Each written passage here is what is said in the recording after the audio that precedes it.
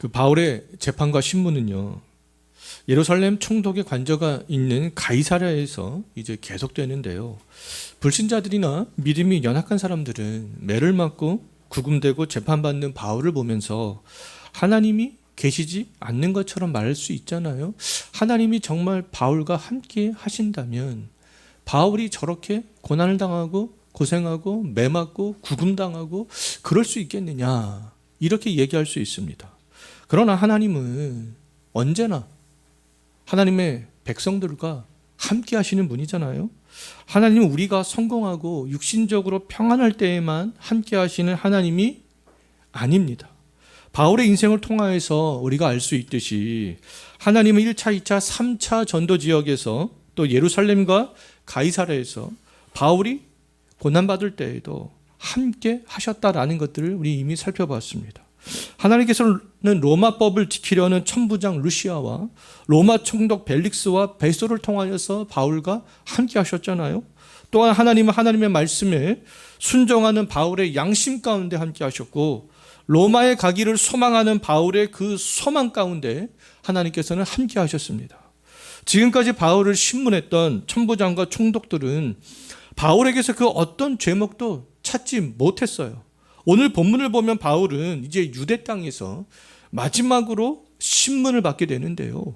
유대의 왕 아그리빠 왕 앞에서 신문을 받습니다. 그런데 그 아그리빠도 바울에게서 어떤 죄목도 찾지 못하는 것을 볼 수 있어요. 우리는 오늘 말씀을 통하여서 바울이 그러면 어떤 과정을 거쳐서 아그리빠 왕에게 신문을 받게 되는지, 그리고 아그리빠 왕이 바울에 대해서 어떤 생각을 하게 되는지, 그런 것에 대해서 우리가 좀 생각을 해보도록 하겠습니다. 바울은 벨릭스 총독의 후임으로 부임한 그 베스도에게도 굉장히 골칫거리였습니다. 유대의 유력한 자들은 베스도가 유대 총독으로 부임하자마자 바울을 고발했잖아요. 베스도는요, 유대의 유력한 자들의 고발을 무시할 수가 없었고요. 그렇다고 해서 또 로마 시민권자로서 로마 황제 가이사에게 상소한 바울의 요구도 묵살할 수가 없었습니다. 바울을 처리하는 이 문제는 유대 총독으로 부임한 베스도에게는 굉장히 중요한 일이었으나 또 쉽게 결정할 수 없는 굉장히 어려운 일이었습니다. 베스도가 바울의 처리 문제로 굉장히 고민하고 있을 때 이 베스도의 고민을 해결해 줄 사람들이 때마침 가이사랴를 방문하는 것을 볼 수 있어요. 그 사람들이 누구인가? 1절 한번 보십시오. 누가 방문했습니까? 유대의 왕 아그리빠와 그의 누이 버니게가 가이사랴를 방문했어요. 이 사람들이 이 베스도의 문제를, 고민을 해결해 줄 사람들이었던 것이죠. 25장과 26장을 보면 잘 알 수가 있습니다. 이 버니게와 베스도 총독의 전임 총독이었던 이 벨릭스 아내 누구였습니까? 드루실라였잖아요. 이 드루실라는 자매지간입니다. 그래서 아그리빠 왕과 버니게와 이 드루실라는 사도행전 12장에서 야고보 사도를 죽였던 헤롯 아그리빠 1세의 자녀들이 되고요. 예수님이 태어났을 때 예수님을 죽이기 위해서 2살 아래의 아기들을 모두 다 죽이라라고 명령했던 헤롯 대왕의 증손자들입니다. 자, 베스도는 이 바울의 문제에 대해서 이제 아그리빠 왕에게 자문을 구하는 것을 볼 수 있는데요. 베스도는 자문을 구하기 전에 먼저 그동안 자기가 바울에 대해서 조사한 결과를 아그리빠 왕에게 이야기하는 것들을 볼 수 있습니다. 18절과 19절을 보면 알 수 있는데요. 지금 내가 지금까지 바울을 이렇게 조사를 해봤더니 베스도가 내린 결론은 이렇다라고 지금 아그리빠 왕에게 이야기를 하고 있는 것들을 알 수 있어요. 베스도는 어떤 조사 결과를 아그리빠에게 이야기했습니까? 나는 바울에게서 그 어떤 악행의 혐의도 찾지 못했다. 또 베스도는 유대인들과 바울의 이 소송을 유대인의 종교적인 문제로 보았고요. 예수의 부활의 문제, 즉 그들의 신앙의 문제로 보았습니다. 내가 이 로마법을 다 내가 이렇게 봤는데 바울에게서 어떤 악행도 찾을 수가 없었어. 유대인들이 고소한 것은 그들의 종교적인 문제고 그들의 신앙의 문제야. 이렇게 아그리빠에게 이야기를 했습니다. 자, 베스도는 이 유대인과 바울의 소송 문제를 지금 정확하게 보고 있는 거잖아요. 빌라도가 예수님에게서 그 어떤 죄목도 찾지 못했듯이 베스도도 바울에게서 그 어떤 죄목도 찾지 못했습니다. 자, 만약 우리 그리스도인들이 바울처럼 불신자들이나 타 종교인들에 의하여서 만약에 법정에 서게 된다면 세상 권세를 가진 그 위정자들은 이 교회와 그리스도인들에 대해서 만약에 조사를 한다면 어떤 판결을 내리겠는가? 정말 총독 베스도가 아그리빠 왕에게 말한 것처럼 정치인들이나 법조계에 있는 사람들이 종교와 신앙의 문제 외에 그 어떤 죄목도 그리스도인들에게서 찾지 못했다라고 정말 말할 수 있겠는가? 신앙생활은요, 우리가 입으로 또 귀로만 하는 것이 아니잖아요. 우리가 경건한 신앙생활은 귀로 듣고 입으로 우리가 말한 그 말씀들을 삶으로 살아내는 것이다라고 말할 수 있겠습니다.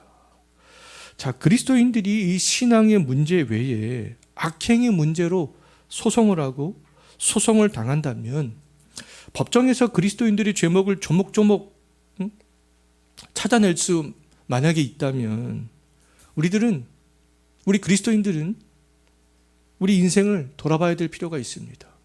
그동안 교회를 돌아봐야 될 필요가 있는 것이죠. 그동안 교회가 어떤 모습으로 서왔나, 그동안 그리스도인들이 어떻게 신앙생활을 해왔나 돌아볼 필요가 있습니다. 오늘 한국 사회에서 이 신앙의 문제가 아닌 악행의 문제로 기독교에 대한 신뢰가 땅에 떨어져 있잖아요. 교회와 그렇다면 신앙인들은 이게 신앙생활을 하는 그런 모습들을 전반적으로 돌아봐야 할 필요가 있습니다. 그리스도께서 하나님 우편에 앉아 계시는 정말 위의 것을 찾는 우리가 삶을 살고 있는지, 좀과 동록에 해하지 못하고 도둑이 훔쳐가지 못하는 정말 하늘의 보물을 쌓아두려고 하고 있는지, 먼저 그의 나라와 그의 의를 구하는 삶을 살고 있는지, 하늘의 시민권이 있는 성도로서 하늘의 시민답게 살고 있는지, 장차 하늘로부터 강림하실 주 예수 그리스도를 소망하는 정말 삶을 살고 있는지 돌아봐야 되는 것이죠. 그것을 위해서 교회가 서왔는가? 그것들을 살펴봐야 될 필요가 있습니다.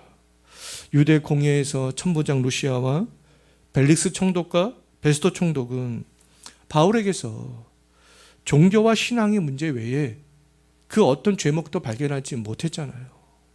바울의 신앙생활은 입과 귀에만 달려있지 않았기 때문에 그랬습니다. 바울은 자기가 말씀을 들은 대로, 말씀을 증거한 대로 그렇게 살았던 거죠. 바울이 들은 말씀은 주 예수 그리스도에 대한 말씀이었잖아요. 바울이 선포한 말씀도 주 예수 그리스도에 대한 그런 말씀이었습니다. 바울은 주 예수의 복음에 합당한 삶을 살았던 거죠. 세상의 불신자들이 우리 그리스도인들을 재판정으로 끌고 갔을 때 종교와 신앙의 문제 외에 그 어떤 죄목도 정말 나오지 않았으면 좋겠어요. 베스도가 바울의 죄목을 찾을 수가 없어서 지금 아그리빠 왕에게 자문을 구한 것처럼 세상 사람들이 우리 그리스도인들의 죄목을 찾아도 찾을 수가 없어서 또 다른 지식인들이나 권세자들에게 자문을 구했다라는 그런 뉴스들이 보도되는 것들을 좀 많이 보았으면 좋겠습니다. 정말 우리 그리스도인들이 무엇을 바라보고 무엇을 소망하며 살고 있느냐, 그것에 달려 있잖아요.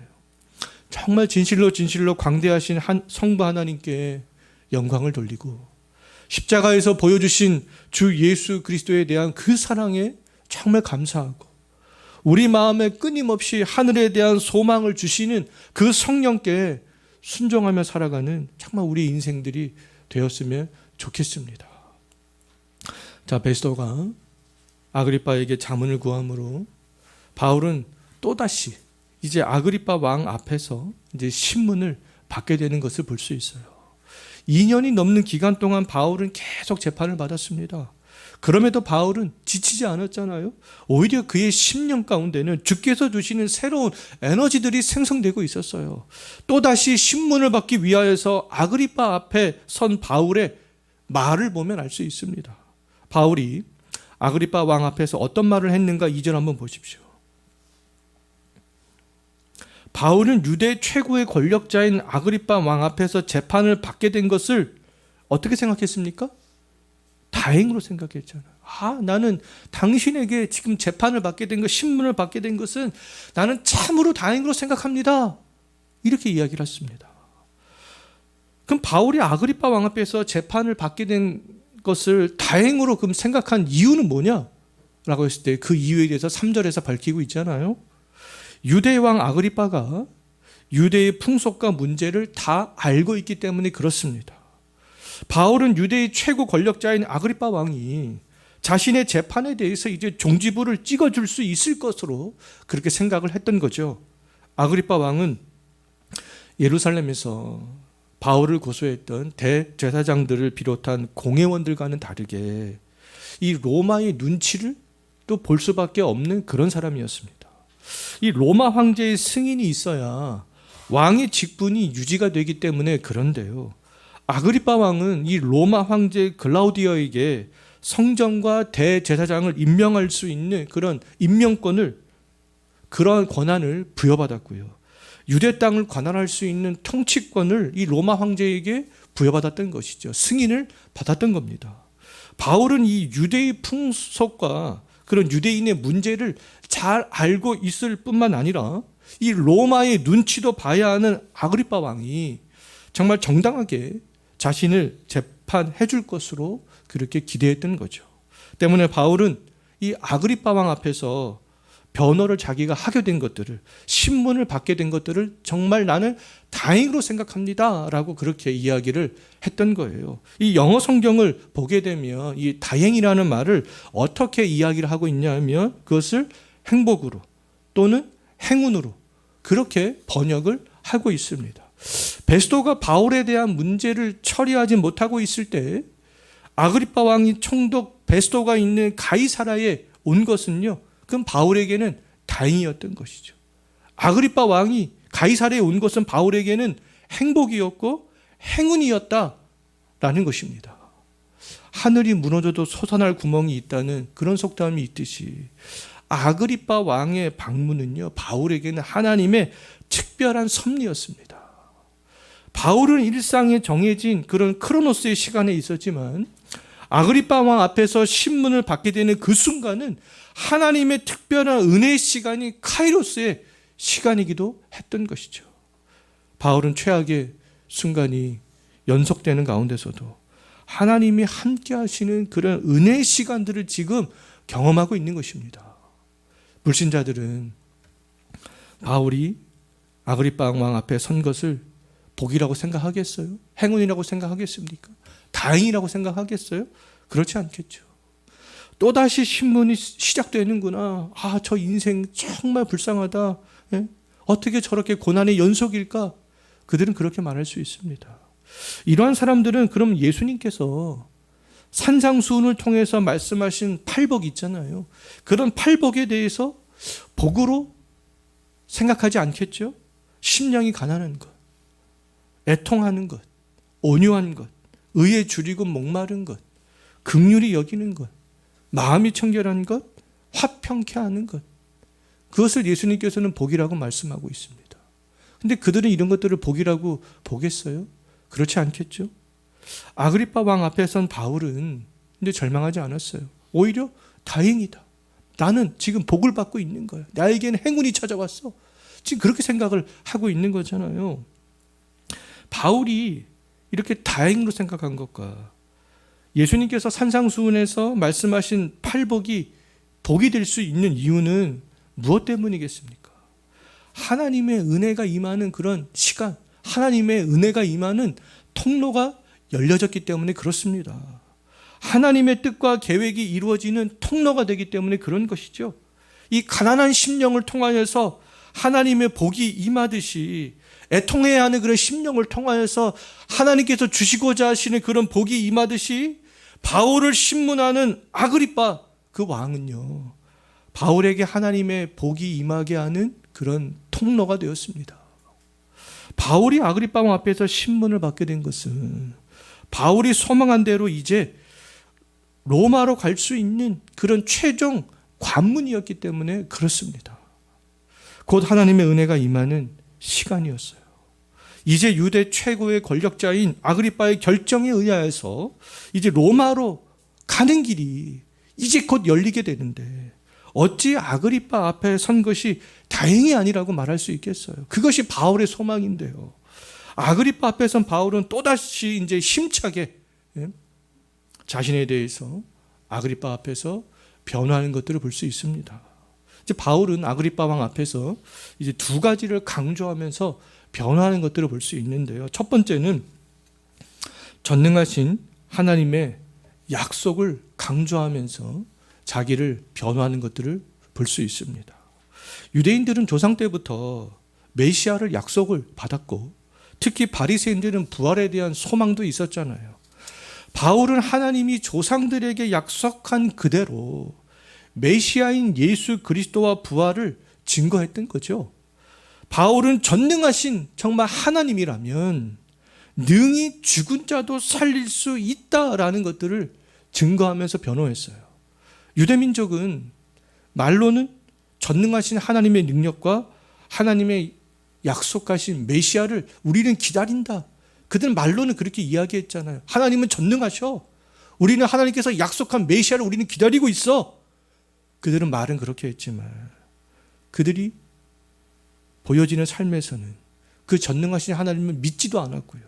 그 메시아를 기다리지도 않았습니다. 죽은 자도 살리는 하나님의 능력을 믿는 것은 그 전능하신 하나님의 능력을 믿는 것은 그 유대인이 아니라 바울이었던 거죠. 하나님은 죽은 자도 살릴 수 있는 그런 분이잖아요. 조상들은 이미 그 하나님의 능력을 경험했습니다. 전능하신 하나님은 이 100세 된 아브라함에게 아들을 주셨고요. 광야에서는 만나와 메추라기를 주셨잖아요. 이러한 하나님의 능력이라면 죽은 자도 능히 살릴 수 있습니다. 바리새인들은 이 부활에 대한 소망도 믿고 있습니다. 이렇게 이야기를 했어요. 하나님의 능력을 과소평가하는 것은 불신이잖아요.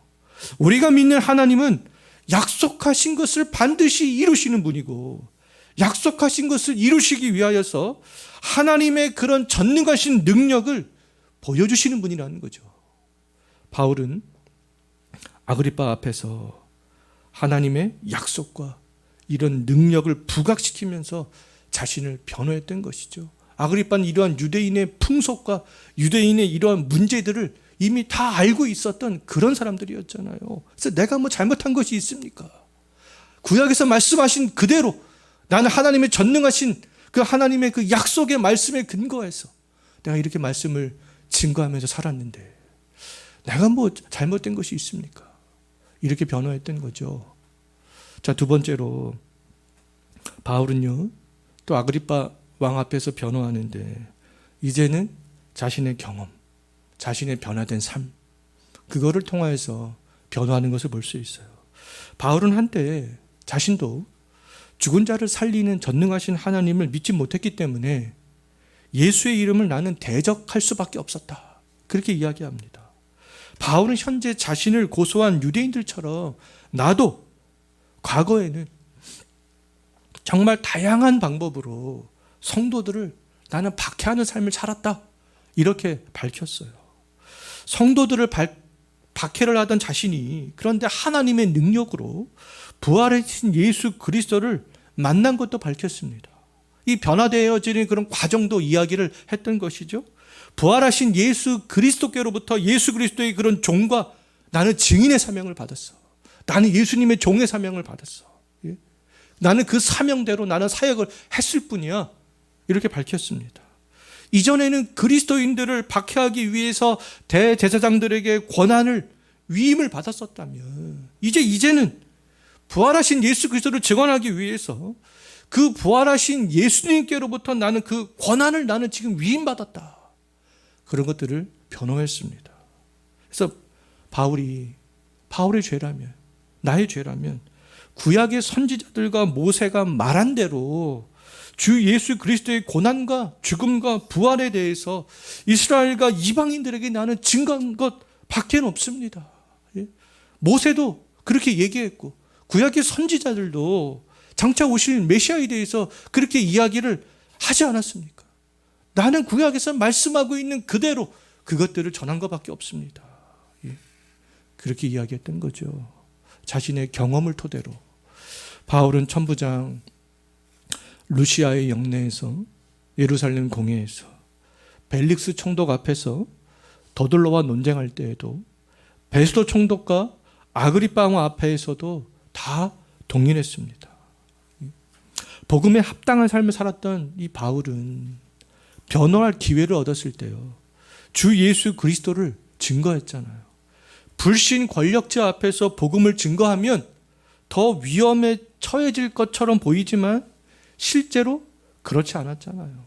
천부장 루시아, 총독 벨릭스, 총독 베스도, 또 아그리파 왕, 그들 앞에서 내가 주 예수 그리스도에 대한 복음을 전하면 더 위험해지지 않을까? 근데 실제로 그러지 않았습니다. 바울이 복음을 증거할 때마다 하나님이 바울에게 계획하신 로마를 향하는 그런 길들이 조금씩 더 열리게 되었던 것이죠.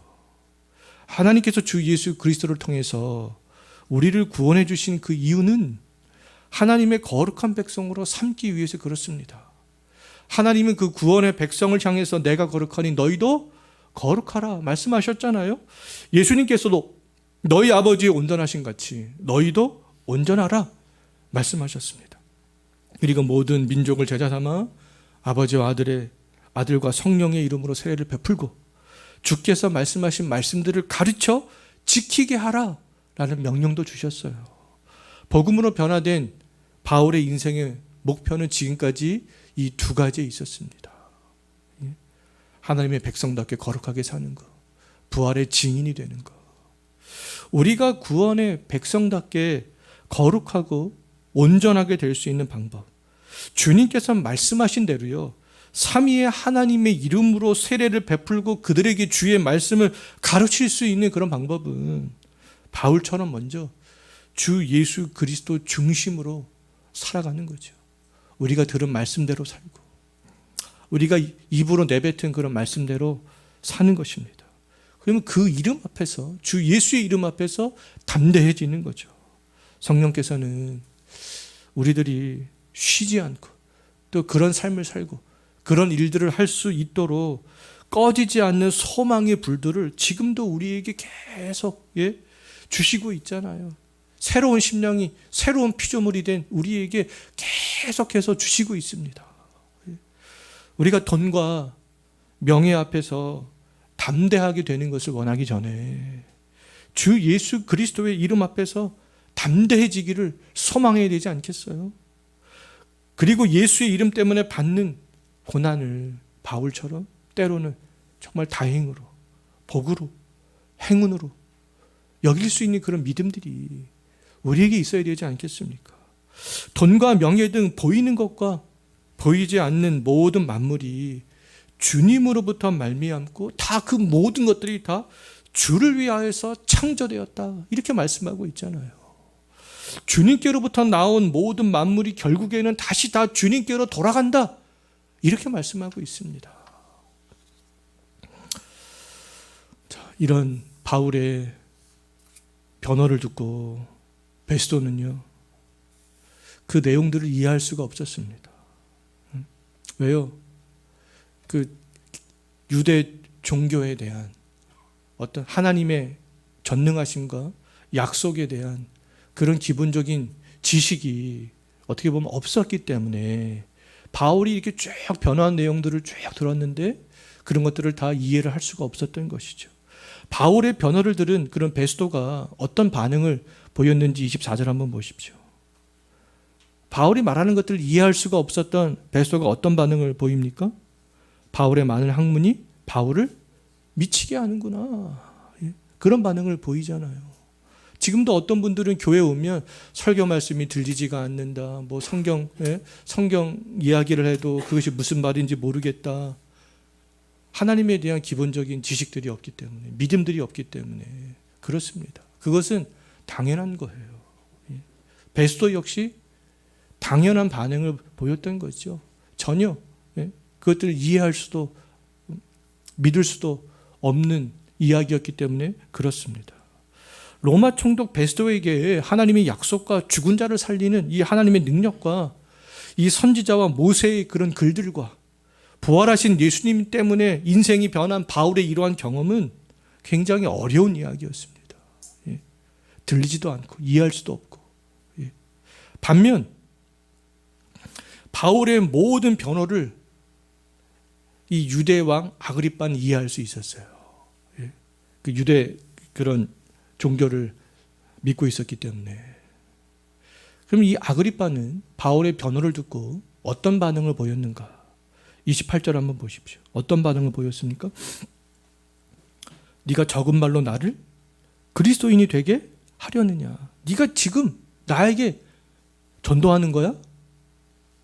지금 아그리빠는 이런 반응을 보였던 거죠. 왜요? 그 아그리빠는 기본적인 하나님에 대한 지식이 있었기 때문에 그렇습니다. 네가 나를 지금 개종시키는 거야? 지금 그런 반응을 아그리빠는 보였던 거죠. 자, 우리 주변에 있는 사람들에게 만약에 우리가 이러한 말을 듣는다면 네가 지금 나를 전도하는 거야? 더 나보다 높은 어떤 권세가 있는 사람들에게 이런 말을 듣는다면 우리는 위축되기가 쉽습니다. 평상시 우리가 감히 범접할 수 없는 사람들에게 이런 말을 듣는다라고 생각 한번 해보십시오.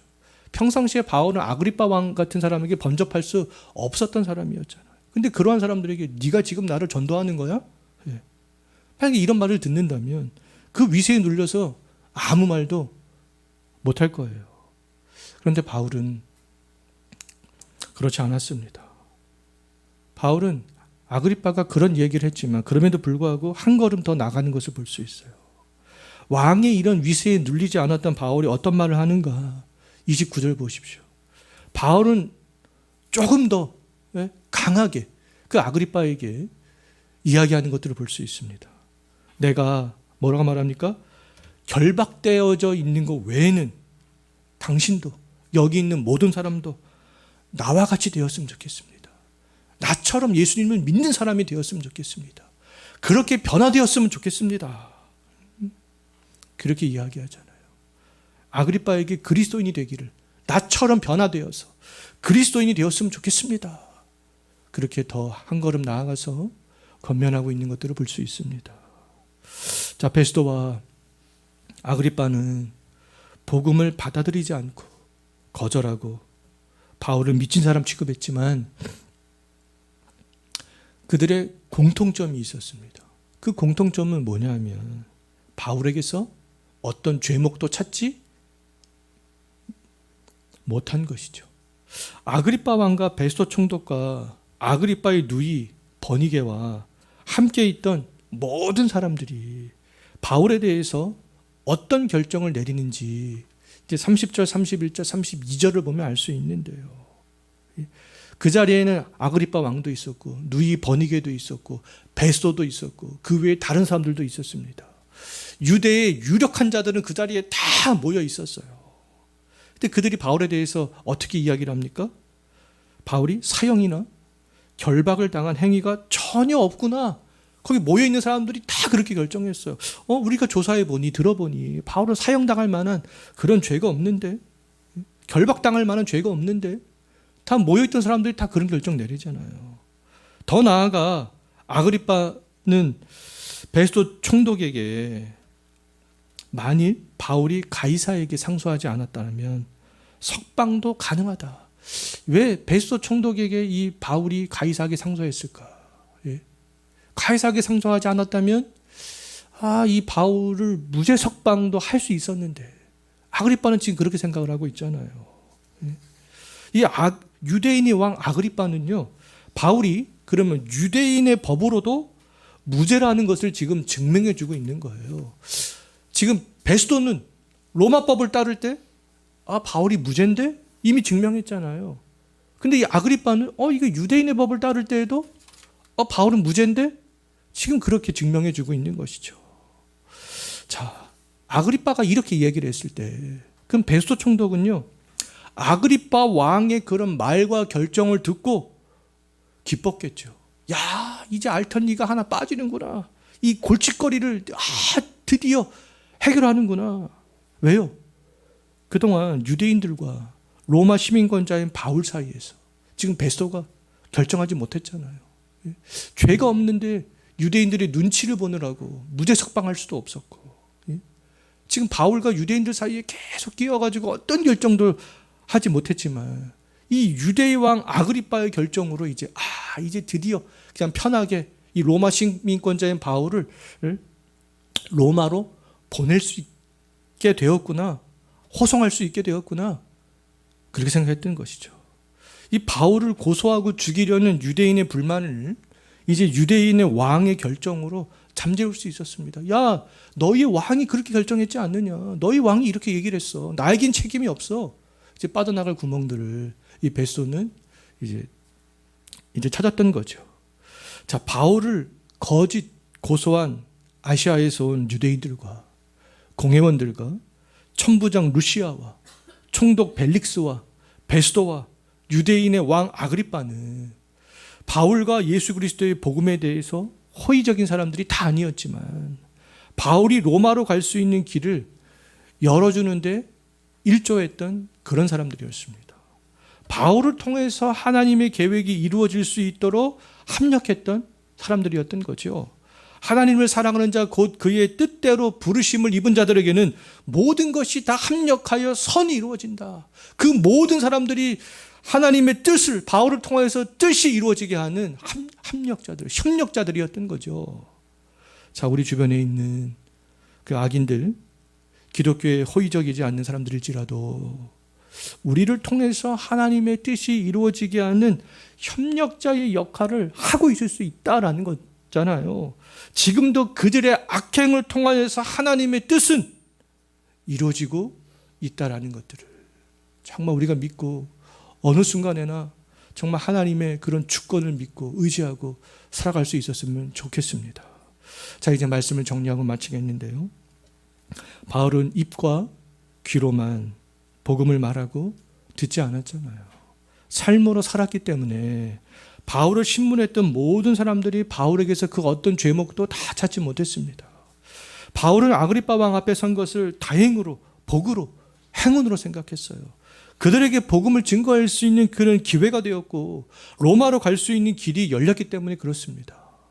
이번 한 주간 주 예수 그리스도를 믿는 믿음의 삶을 사시고 주님 때문에 받는 고난이 때때로 주의 뜻을 이룰 수 있는 계기가 될 수 있음을 기억하시면서 살아갈 수 있었으면 좋겠습니다. 기도하겠습니다. 주님,